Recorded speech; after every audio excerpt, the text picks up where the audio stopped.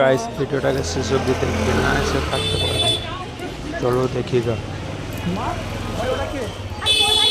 ভাইয়ের ভাসুর সঙ্গে ইয়ার কি কি ভাসুরে? ভাই হুঠাৎ তুই বিয়ে করে এসেছিস, বাড়িতে কাউকে বলেছিস? তুই সারা জীবন বিয়ে করবি না বলে কি আমি সারা জীবন আইবুড়ো থাকবো নাকি? তা বাবা মা না দেখে দিলে আমি কি একা একা বিয়ে করবো নাকি?